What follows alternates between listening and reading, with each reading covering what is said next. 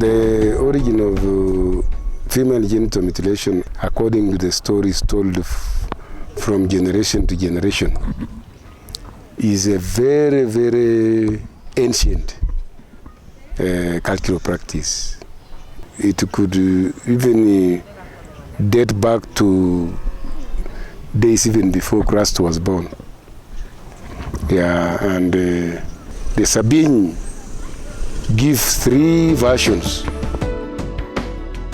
One version was that there was a time when men used to go for raids or expeditions to raid livestock, cattle, sheep, goats. And also in the process of raiding livestock, they could also come with captives, women, children, and even young men. So because there was no communication, they used to spend 1 year, 2 years, sometimes 3 years away from their homesteads. The women did not know that their men were even still alive. They thought that now these ones are gone, and therefore, so only to realize that their husbands have come back. But during the time when they were absent, the men in the villages and the authorities, the elders, had already apportioned the women to the men who were left behind, keeping the villages. The men went after they came back. They found that there was a problem. Their women were already with the other men. They also produced children, and it became a very big concern. So there was a meeting which was convened, and the discussions were done exhaustively, and it was discovered that actually the women could not stay for quite a long time without at least men. And the women were asked to talk to themselves. And the feedback they gave us that, we also desire men after a certain period. So there are some parts of our bodies which sometimes disturb, they give sleepless nights and so on. So it was then said, now what do we do? Then said, why don't you cut a little, let blood out. Then probably the desire for sex can also be postponed as the men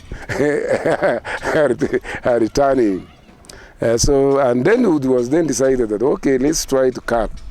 But the cutting that time was not as elaborate as the cutting the Sabine do today. No, it was just simply cutting the clitoris, and then the other organs would be left. But later on, they started perfecting and then cut the labia minora, the inner lips, and then also the labia majora, the outer lips.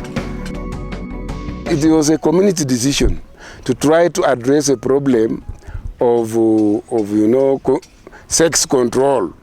How do you stay for quite long while your husband is still away?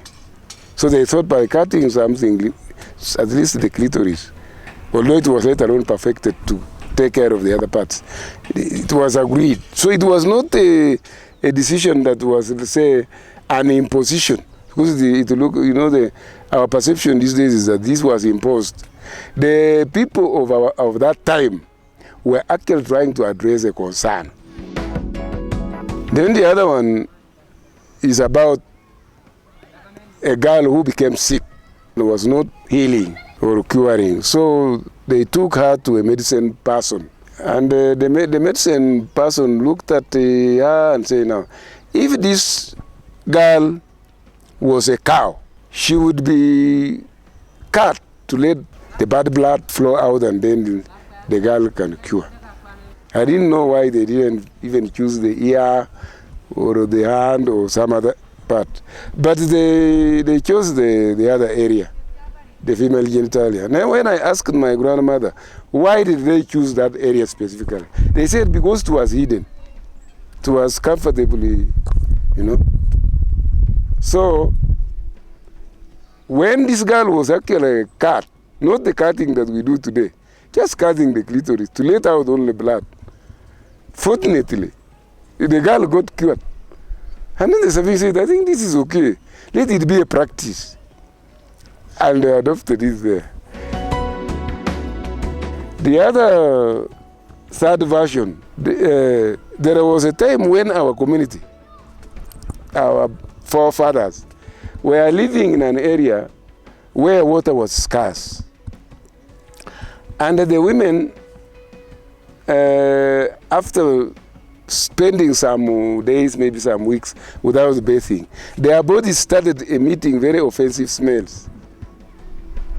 And then so men were also like, they were really becoming, they were not comfortable about the smell that was being emitted by the private parts, the armpits, the female genitalia. So, and you know, when that area is not really frequently washed, you know what it means. Yeah, it has some. So the women, I am told, that sat down and said, no, I think, why don't we try to cut some of these parts in the female genitalia in order to reduce the outflow of the emissions, I don't know what you would call them. They are in liquid form. Yeah. So when they decided to do that, they started emitting less of this stuff. The relationship between them and their men improved. Yeah, so that is our mythology. That is our mythology, yes.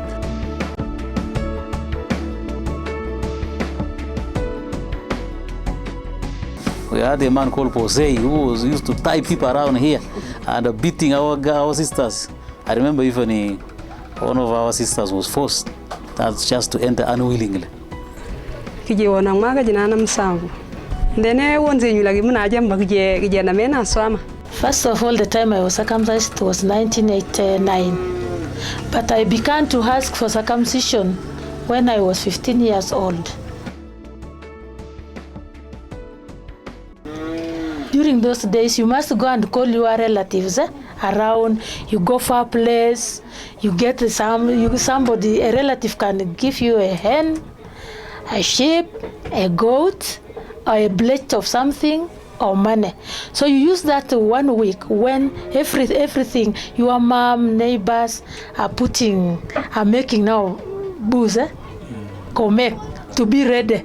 That process of calling relatives from far, all things are in fermentation. But during that time for frying, yes. Now that time you go now just near people, just near. And that time you put on uniform, you get prepared, put on uniform. The red one, the skirt is red. Then the blouse is just white or any color. But this way is a red color. That is showing danger, and you are making yourself ready. By that time, you are able to get married after circumcision. Now, during the course of circumcision, you must dance first. The whole of the night, the whole of the day. First of all, we began singing around 8 a.m. The whole day, the whole night. Chamdoine jabatin laye chai chai chai no chamdoine jabatin chai chai chamdoine jabatin laye chai chai chai no chamdoine jabatin chai chai. Now that's to give you strength that what do we eat chapati with? It is with tea. With tea. As part of the practice, all the candidates are examined by the senior women to ensure that their bodies are prepared for the knife. There are some break 4 times at night. The girls, boys goes to the other room with men, then girls goes to the other room with the women. And during that time, they see the clitoris. When the clitoris is small, that the cutter cannot touch, there's some leaves. They put that thing to make it big, to swallow, to get swallow, so that it will be big, so the cutter will cut properly. And that leaf, I don't know in English. If it touches you, you do that in 3 times. But when somebody has a big clitoris, that one can go only for twice. But for me, I was there for 3-4 times because mine was small. So I was taken inside for 4 times. Besides the examination of their bodies, the candidates are also mentored on how to live as married women. I was told just to respect the family of the husband who will marry me. Whereby, by that time, we don't know who is he. But I was just told to go and respect a family of the husband who will be in that time. Number 2, I was told that if you have prepared some food and a visitor comes, and your husband, you have kept a little food for your husband, and immediately the visitor comes, you must remove the food that you have already kept for your husband and give to that the visitor. Then you prepare again for your husband. After all this, on the day of circumcision, the girls are led to the river as they sing folk songs. Kabatuga deep, kabatuga, kabatuga, kabatuga deep. That they are taking the cows to the deep, to be dipped. Yeah, that was the song preparing us in the morning that you are going to the river now. Now reaching to the river, it is just like baptizing. Arrival at the river marks the start of a very, very painful step in the process that no Sabine woman can dare to describe. At the river, the girls are submerged in the ice-cold early morning water. This is done to numb them. The girls are then marched to the ceremonial grounds where the actual cutting takes place. The girls are taken through a gate-like structure made of spears and are smeared with card from a freshly slaughtered sheep. The senior woman then leads the girls straight to the surgeon's theatre where an animal skin is laid for the candidate to lie on. The candidate then lies on the skin that has been laid for her with her legs wide open facing upwards, forming a V shape as the surgeon anxiously waits with her tools to do the cutting. The surgeon then cuts off the clitoris, the labia minora, which are the inner lips, and the labia majora, which are the outer lips of the female genitalia. Soon after the cutting, the circumcised women lie on their sides as they try to quench their pain before they are led to the ritual hut for further mentoring.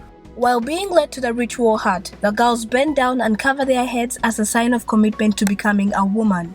As the girls enter the ritual hut for further mentoring, the rest of the crowd get cheeky and begin to enjoy the local booze that was formerly prepared by the mother and the relatives of the circumcised woman. But despite the celebrations, how do the girls feel during the exact cutting off of such sensitive body parts? The thing is too painful. I'm telling you. You feel pain from even the brain, inside the brain. Although they say that, oh, that woman, she managed, but at least you can make the leg like this. It is a painful that I've never seen in my life. Even if you say that baby is painful, this one is more painful. This one is more painful because you feel pain from the center of the brain up to the toes. Better the baby because you can feel pain and you see your baby.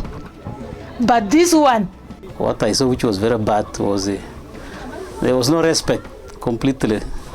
My sisters came and they just opened themselves there. While we were there, our parents were there, exposing all the private parts, and which was very bad. Secondly, when they were undergoing the healing process, I could see them making noise. They were told to use urine as a cure, and they could tie the legs like that, and it was so painful. I saw them making crying, and I said, what is this? Now that